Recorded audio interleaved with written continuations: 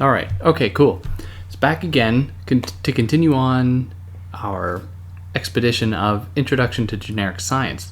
So before we go on to the second half, that is chapter 3, 4, and 5, Jeremy thought it'd be a very good idea to talk about the generic a priori. Generic a priori. Mm. So what is that? What is that then? So the generic a priori, also known as the subtracted without subtraction, is a concept that kind of like the synthetic a priori and the other forms of the a priori in Kant kind of exists within these sciences in the first place. It kind of makes up the point of what constitutes these sciences. So a generic a priori, as he says, Laruelle says, is only called subtracted because it conserves its link with the occasional language that it does not abandon. Right. So it's an a priori in the sense that it exists prior to, but is not constitutive of, the kinds of things that it determines. Yeah. So this generic a priori kind of comes to be known as man in one way or another, but also can be whatever really constant thing that appears throughout these circumstances as occasions or symptoms or materials, things that the thing that exists within all these things. But the a priori is a kind of it's a kind of like a term that necessarily poses a sort of non-philosophical truth, something that precedes this sort of authority of truth in the philosophical and scientific sense, and it's just like it's capable of producing these effects of truth. It's capable of producing the symptoms that we know as the truth as such. So it comes to be the common strain, as he puts it, through Kant. It is real as opposed to the imagination that it appears from in Kant. I'm quoting here, we therefore produce their generic combination by their being like science and philosophy, not in science or else in philosophy that they are assumed separated, but through epistemology, which is first in relation to these separated disciplines. So epistemology is the way in which we come to know things. Yeah. So instead of creating a new epistemology, he suggests that we create a non-epistemology, which I think is very important for us as people who are stepping into non-philosophy for the first time and want to kind of have a stance in terms of or an understanding of this in relation to how one comes to know things in non-philosophy. So I guess we can continue on with our discussion with Chapter 3? Chapter 3 here. That is epistemology and non-epistemology? Mm-hmm. That's the name, right? Yeah. I'm not lying? Yeah. Cool. So, what is epistemology then for Laruelle? For Laruelle. And why is non-epistemology an answer to it? So epistemology, but he also hyphenates epistemo with logical. Yeah. So this is something that is not foreign to Laruelle's work. He tends to hyphenate between something with logi at the end, right? Perhaps a residue of his Derridian Heideggerian roots. Sure. But it's also in a biography of Ordinary Man, he talks about anthropology. So like separating anthropo and logi from each other. But to assume their separation when they're not separated at all. Mm-hmm. But here, epistemology, as he defines it,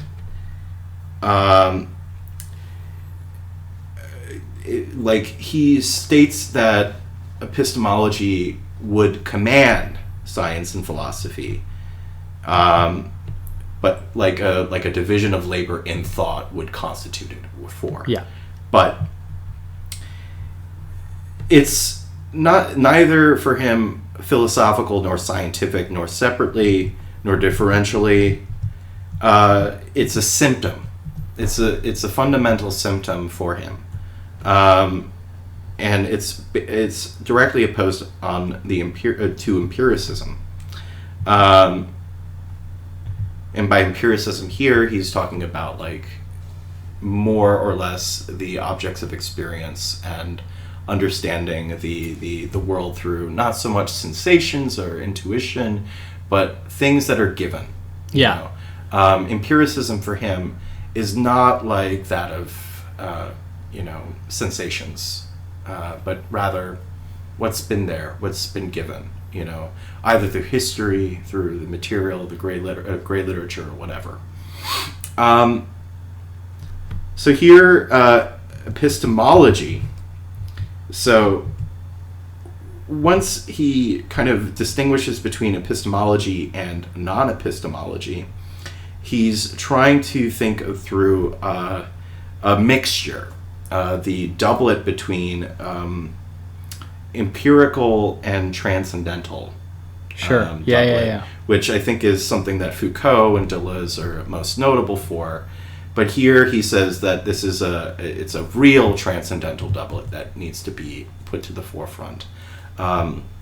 Whereas, the empirical is mainly not to be treated as the evidence or the truth to the thing itself, but rather a symptom.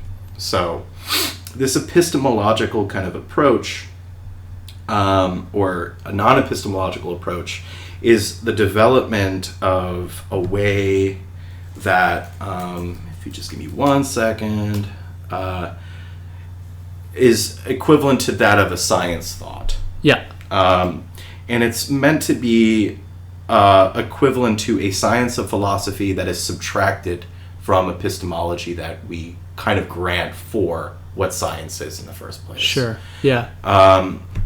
So non-epistemology is formalized, neither tangential nor historical, but it's just meant to be some sort of like an occasionalism in a way.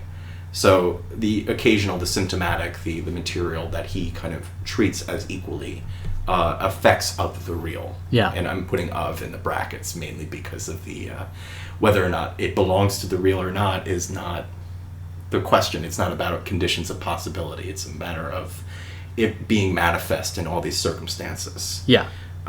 So non-epistemology is meant to be a unification of scientific knowledge and philosophical knowledge. Yeah.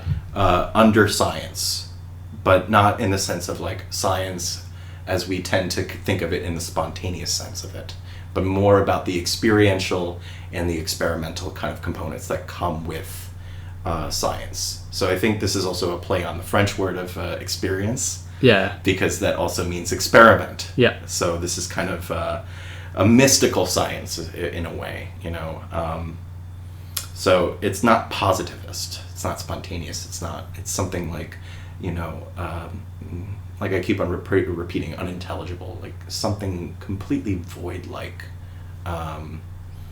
and dark, sombrous, as it were. Yeah. So. And he also says that it seems that be as though this generic science, generic philosophy, is much more closer to the average person than to the philosopher. Mm-hmm. So that, and it gives, at least that, in my mind, invigorates or reinvigorates the sense that what he's trying to get to is really the basic, the generic, what you said as being like the given, mm-hmm. rather than the sensational, which is often foreclosed to, the average person. You don't get it, stupid pleb. Yeah. Stay over there and let us figure this out. Yes, exactly. So there is a kind of, it is like democratic in some way, without all the negative kind of connotations implied with that, like everyone coming together and then being subsumed under the category of like the transcendent philosophy or whatever, where it's being like a radical openness. At least that's how I understand it. So where does this distinction then lie when he gives us a distinction between what he calls a general equivalence versus like a generic idempotence? Idempotence. So generic idempotence versus general equivalence. Where he says that the general equivalence wants to eradicate generic idempotence, wants to say get just completely erase it from memory, whereas generic idempotence wants to transform general equivalence general equivalence to make it into something other than itself. I don't know if you have any more to say about that. So this is in particular the section democracy of the last instance in the sciences. So in this section he proposes 6 kind of statements, theses, kind of framing the distinction between general equivalence and generic idempotence. General equivalence is kind of is a lie. It's superficial. It's impossible. And I think that also general equivalence is kind of it's not the ideal of philosophy or the ideal of science. It's idealism. It's just it assumes that equality is possible only through the popularization of kind of the work that democracy kind of gets its name for, in the first place. And he writes, democracy cannot, without contradiction, be the object of position in the interior of philosophy and only be doctrinal or theoretical rather than really determined by man in person. So the thing is, he's kind of like critiquing the philosophies of democracy, like how a lot of philosophers who like to propose a democratic shift in thought don't actually do what they say or say what they do. And more importantly, it never has a removed kind of implicit notion of the popular or the people. So it always has like a cultural connotation or an agonistic approach or, all these different kinds of understandings of democracy that don't actually radicalize that kind of concept in the first place. So the difference between equivalence and idempotence comes down to how one recognizes that equality is not common. What is common is idempotence, which is more about this lack of raising up to a higher power, and flattened entirely, impoverished, as it were. That's interesting. I like that. And he has like he said in the second thesis, democracy of the last instance could after all be called communism, and subtracting this last from every historical precipitation as much as its spontaneity, if the common of communism was comprised as the generic, if communism was comprised as the generic constant of history. So the thing is, this is not far off from Marx's thesis that this is not necessarily the ideal or that it's going to end up being the case. We have to struggle for it. But it's also something that is like meant to be what he calls a non-communism later on, but like this is supposed to be subtracting from the historical and the philosophical conceptualizations of communism. And that equality is never effective. It's always unequal.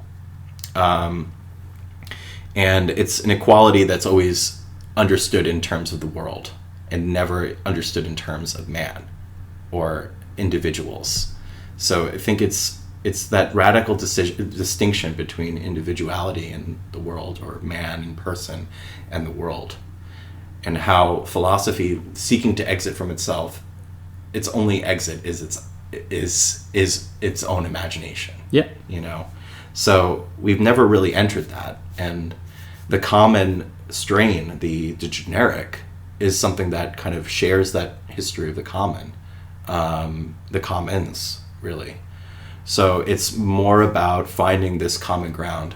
If it were the lowest common denominator, the last instance would be the lowest common denominator. I think that would be a way of putting it. Yeah. But not in the sense of like how it could be one, in the last instance. Yeah. If you think about how one is the only thing that could get. If you divide by one, you always end up with one. Yeah.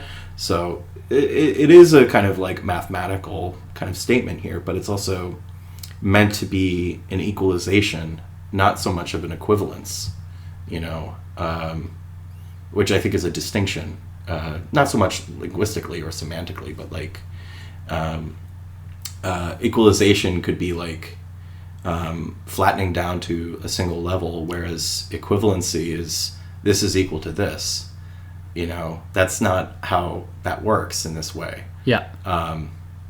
So he says that a perfect example of that would be science equals consensus. Yeah. That's the example that he gives, but that's not what it is. Science is not consensus. If we said that consensus was democracy and that's how we end up to building a better world, that's not how it's going to work. We can't really consent to common ground on that way.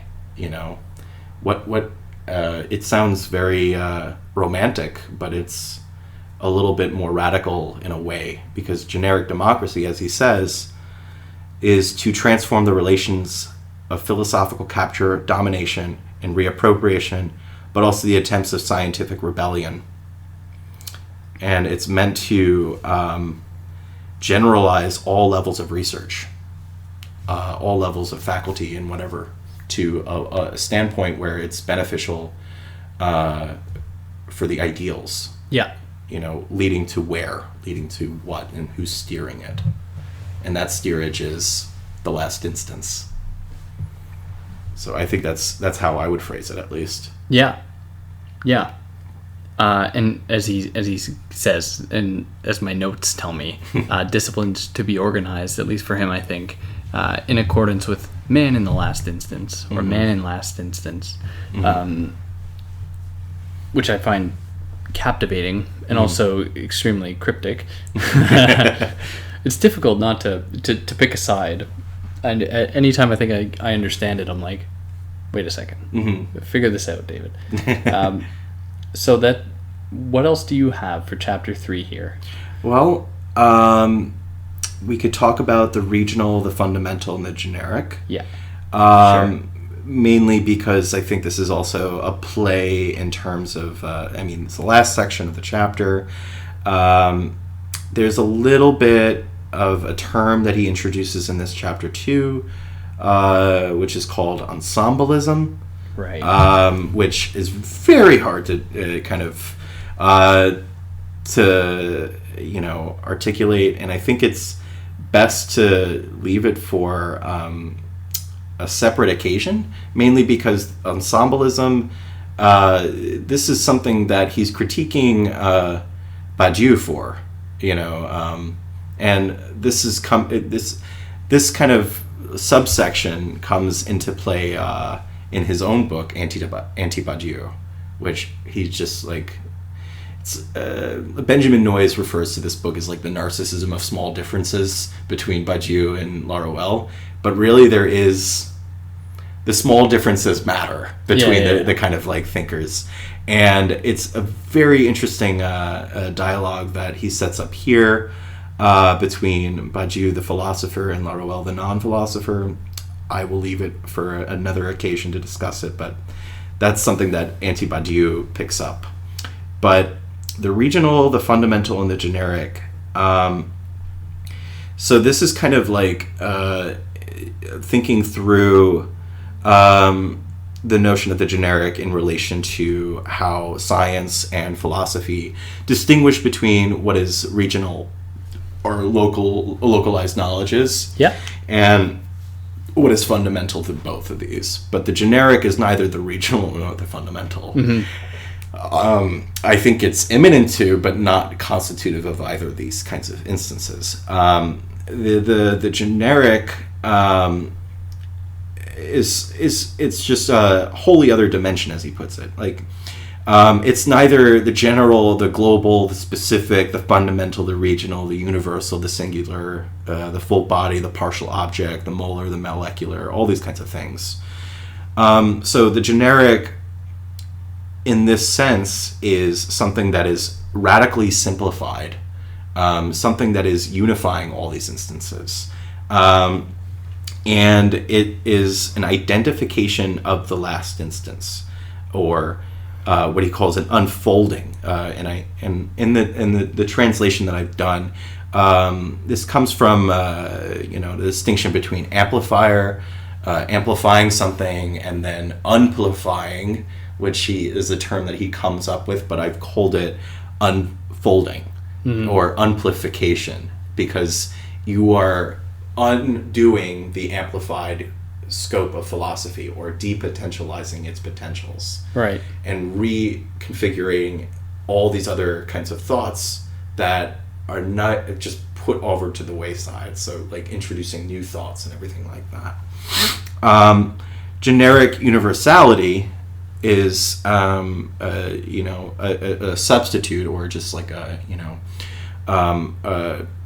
the removal of the importance between abstraction and generalization, which universalize these kinds of tendencies in the first place in both the regional and the fundamental. And lastly, he talks about how the generic is not to lay it on a classical, regional, or materialist or on an already philosophical distribution. So I think that materialism in this way would be non-philosophical philosophy, or philosophical non-philosophy in a way. But here it's like the generic is just a flattening of the hierarchy between the regional and the fundamental. A flattening of the distribution of the knowledges that kind of come up between science and philosophy. And it's just, like, he argues that this is a sort of a much more than just a reversal, really. It's more of a flattening, and a non-relational kind of flattening. So it has no sort of and a non-representational flattening too.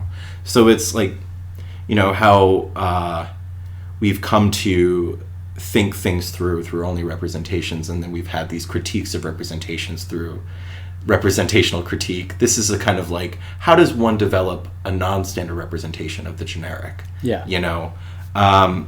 How does this kind of come to something that is not, identifiable to science and philosophy alone, but unilaterally through them? So, and I think it's a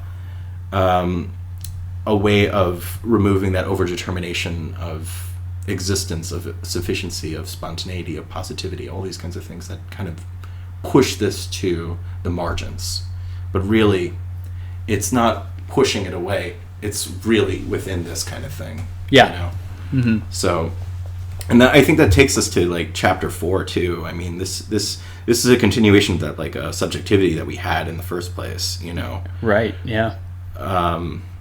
So, and I mean, like, it's related to the previous chapter on non-epistemology, but like here it's dealing with the non-epistemological subject in cloning, and how the subject is kind of the existent, the person that stands in for the in-person, or a clone of the in-person. It's not a split between soul and body, really, but it's kind of like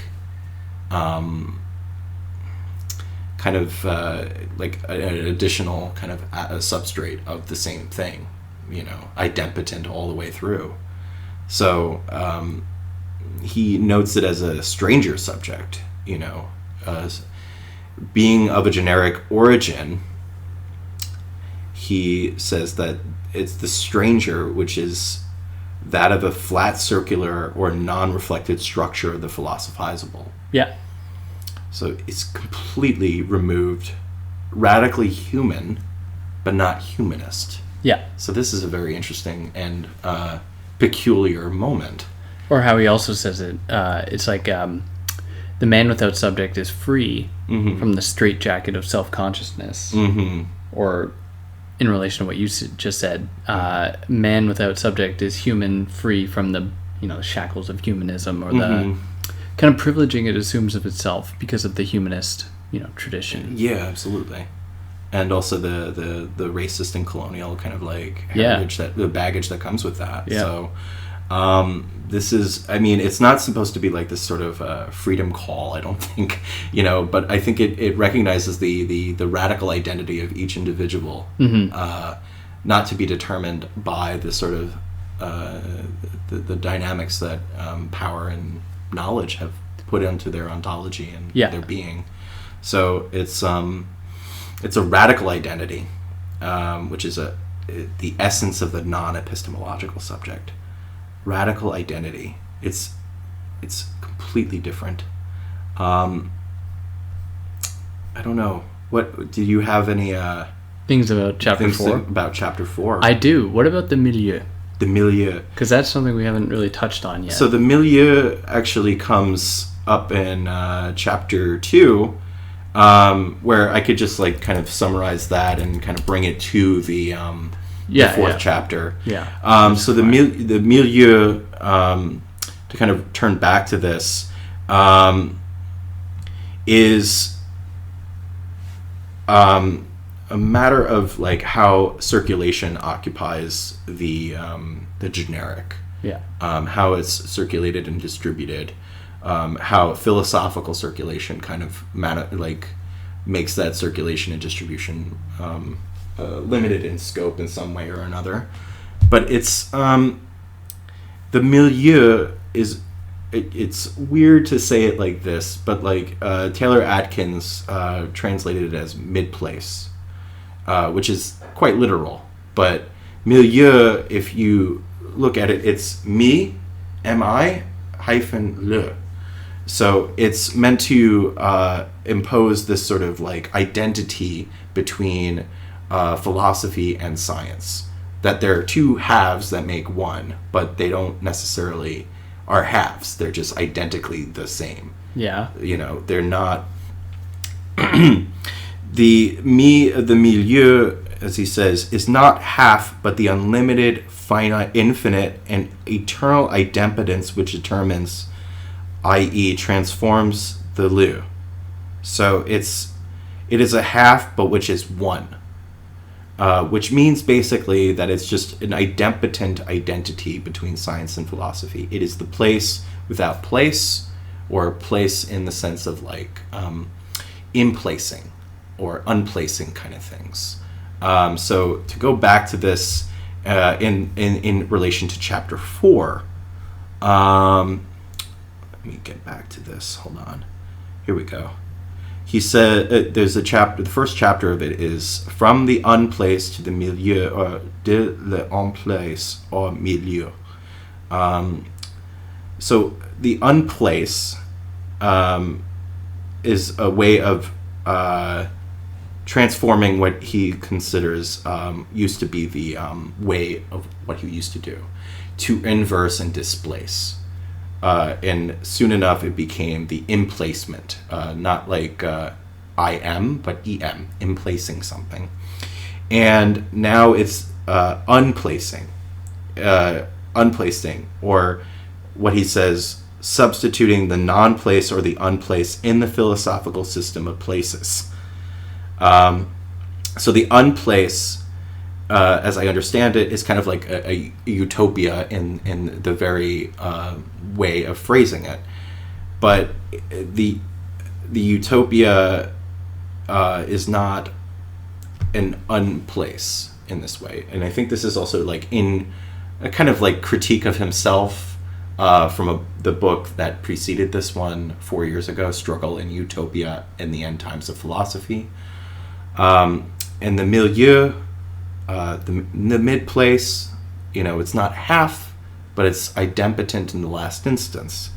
And he calls it an idemtopos, like a linguistic monster, he calls it. Okay, yeah. Yeah, so it's not a utopia in a way, but it's kind of like if we were to kind of come up with a portmanteau of our own, it would be a U-topia. Like something that is like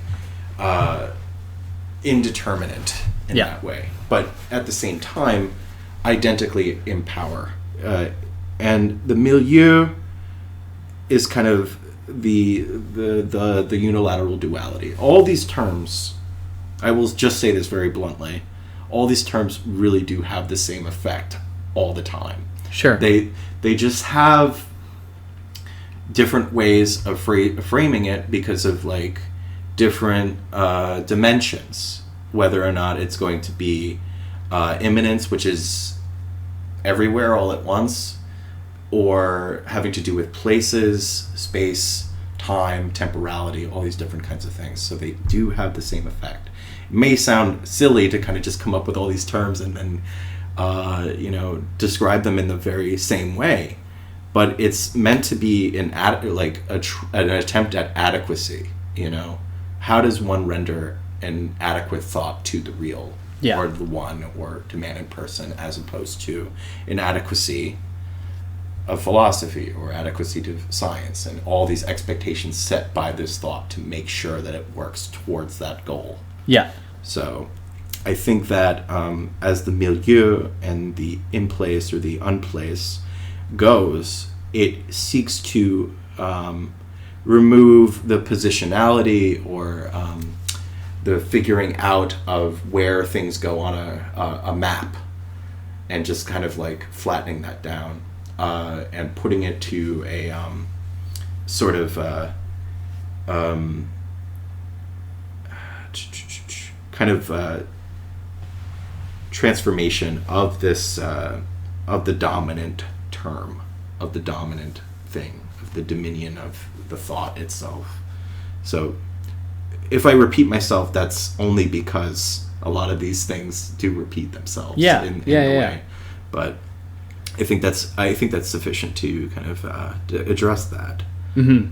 But what else do you have? Nothing about chapter 4 that stands out. I think chapter 4 is, to kind of tell the audience here, it's kind of a short chapter and takes a lot of the themes that were originally addressed through the previous chapters. Yeah. And we're meant to bring it towards subjectivity or some sort of aesthetic experience of the subject. And in relation to epistemology and non-epistemology. So I think that like it is hard for this chapter to kind of like, I don't necessarily want to like bypass this chapter, but it's also like it's a very straightforward one, I think, in my opinion, because the most important one, I think, is the last subsection, which is the critique of the philosophical critique of generic man, where he takes another contemporary, Michel Henry, over to that kind of instance. And he comes up with a term called "live without life," which also plays into the last sort of chapter of the book. But the "live without life" is a term that I think is first introduced into this book, and it's also like it's a critique of how life has been a determining factor. Like how Marx, the Marxist the statement that I keep on bringing up, life determines consciousness. We tend to have a philosophical conception of what life is. And for Laruelle is, he thinks that it's naturalism, it's vitalism, biologism, like all these different types of relationships about what life is, socialization, all these other things. Yeah. So the lived in this component, past participle, but also something that is the given, the things that are already given of this past experience. Like whether or not it's from history, whether or not it's from philosophical text or whatnot. So lived experience becomes not so much about like what one experiences in their own life, but really the totality of all possible and given instances that have to be experimented on, that have to be, brought about into light and to transfer that. So a lot of this is, it's somewhat related to like Fanon in a way, the fact of blackness, the lived experience of the black man, talking about how metaphysics cannot account for the lived experience of the black man because it's only white metaphysics, and whiteness is always blackness is always in relation to whiteness. Now, this is not meant to be a solving of Fanon's problem, but it's meant to be a method of articulating why that is the case, why we run into that situation in the first place. It's because the lived experience is not so much what one experiences on their own, but also the possible and the given, and all the things that have encapsulated that totality in the first place. How do we use that lived experience to go and develop new experiences? Something that can come again, something that can come anew once each time and whatnot. So I think that this notion of lived without life is a very good way of enveloping that this is not so much about how do we do it for life, but how do we do it once each time. So it's a methodical way, a practical way, but not decidedly the best way, or well, that's up to people to decide whether that's the best way. Yeah, sure. But I think it's a method that does not allow for restriction. It allows for more of the possibilities that can run up, and I guess it's a very scientific way of doing things because you're looking through all these different iterations. You want to come up with something new, you got to look at the past results. So I think that kind of sums up chapter 4, and chapter 5 is just philosophy and non-philosophy. Pretty much. Where he says, and again, correct me if I'm wrong, he wants to think, as I think we've said so far, non-philosophy is thinking about the whole as opposed to philosophy that is concerned with multiplicities or with difference or with the classic distinctions found in philosophy. Well, the whole, though, the one is not the whole. Okay. The whole, I think, is so in French too is all or whole. So from his earliest works, I will argue that a lot of his work has transformed over time. And there is a consistency, but this one, this early part, like in the minority principle, he asks the question, can we think the parts before the wholes? Or can we think of multiplicities before the state, or before... or anything before being, beings before being. All these kinds of things, like how do we do that before all these other things? So the one as a term, I think, only comes up in that book as the first instance where he's trying to radically transform philosophy from within. So the thing is, he introduces unilaterality in that text, and the last instance has always been seen throughout his text, but the one is distinguished from the all because the all is a unity. I see. The one is just unified. It's kind of like I said, it's a strange kind of monism, but it's not really a monism. It's, like if you say that it's a monism, that implies a unity. but it's kind of just like this constant unfolding. Yeah. Not like unfolding, like Hegel's unfolding, but it's kind of like how do you draw back an algebra of like reunifying all these broken parts. So I think that non-philosophy is an implication that says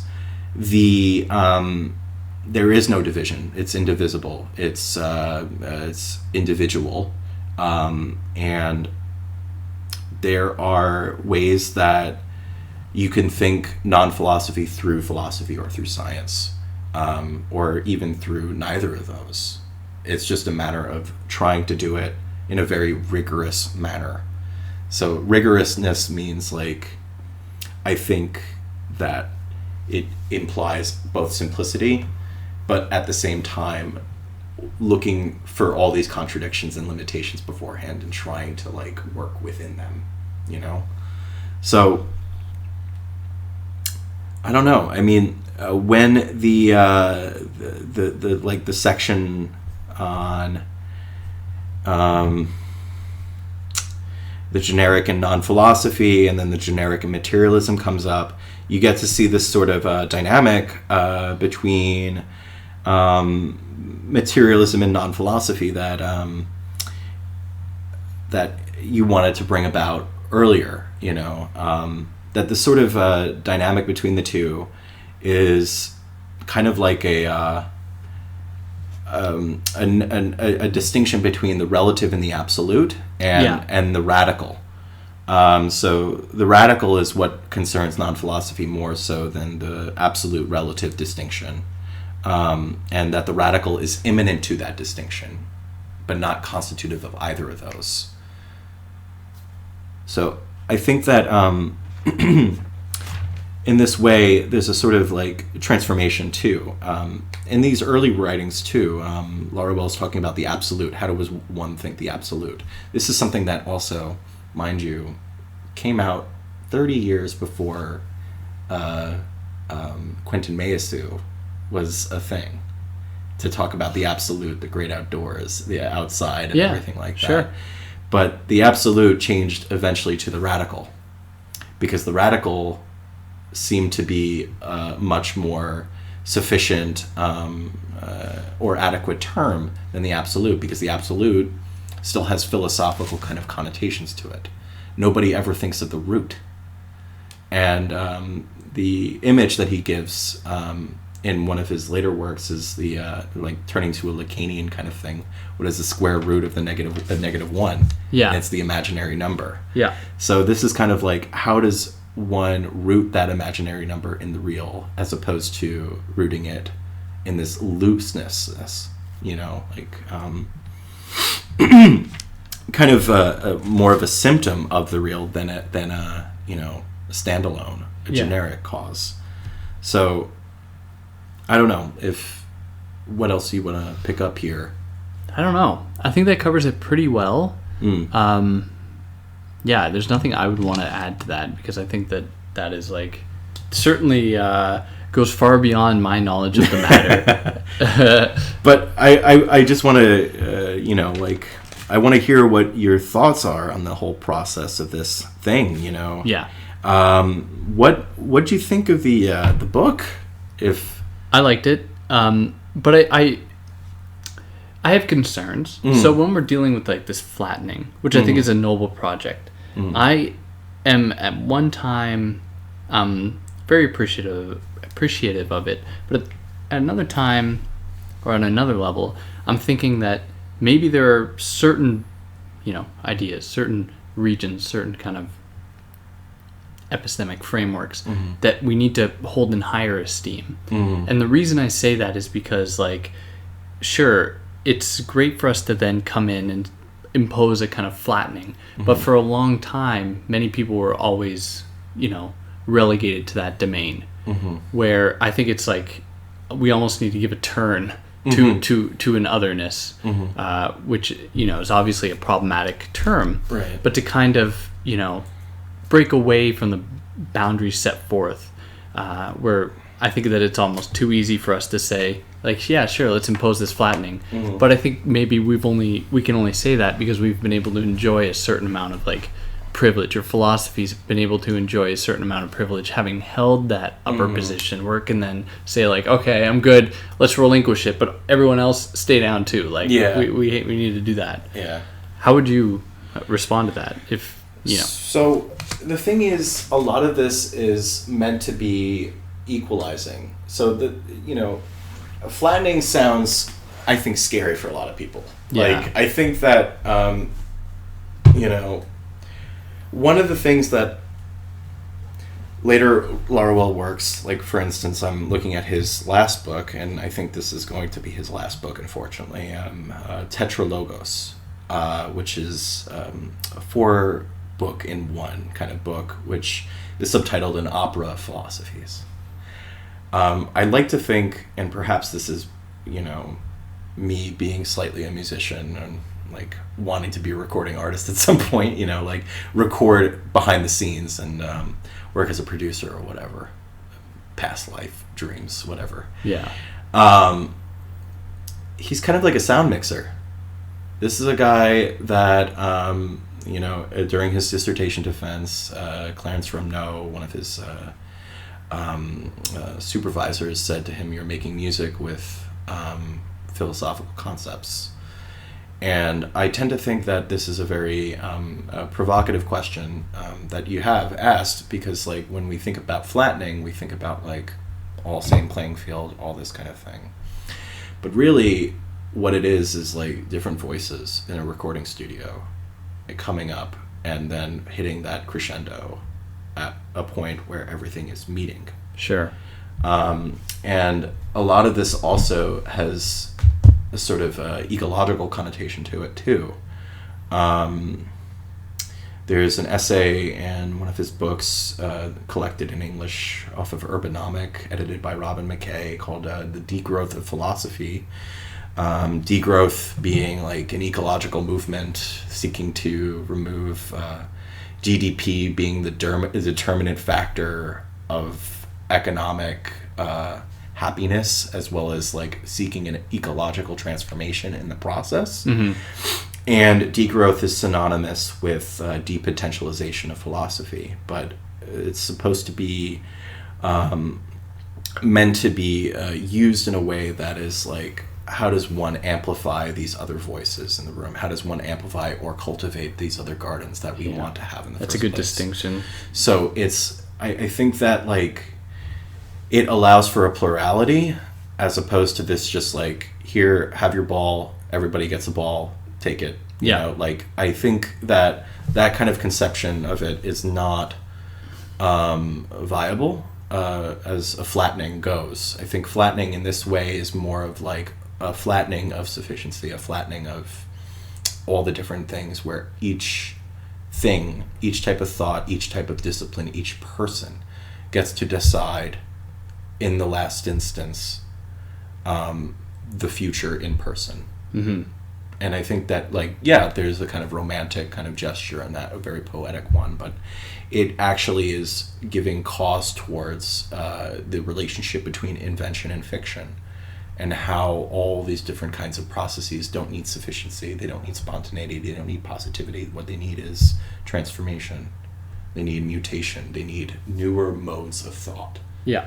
And it will allow for this transformation to happen, but in order to do that, it has to be liberated. It has to be made generic. And that's why I find this, this book compelling in a way. Mainly because it's a meditation on that generic, and trying to seek to a popular revisitation of all these themes that have haunted 3,000 years of all thought. Yeah. And it's also a funny thing, because Biography of Ordinary Man, Plato talks about how an ordinary man gets to be reborn every 3,000 years, but yet it takes 10,000 years for a genius to be reborn, or something like that. This is a thing to be passionate about. Like, it's mainly about struggle for people who Laruelle calls ordinary messiahs, people that are struggling and victimized by the world. And I find that compelling. I find that liberating. I find that, worth the struggle. And we don't have philosophers like that these days, except for like Badiou, who is very invested in the youth, very much invested by young militants who are in France or elsewhere. But the thing is, with our non-philosophers of the world, we haven't been very active on that kind of scope. Yeah. It's been very much either para-academic or academic. Mm-hmm. So to go back to this flattening thing, I think it puts into question what we could do with non-philosophy. What is to be done with it? Yeah.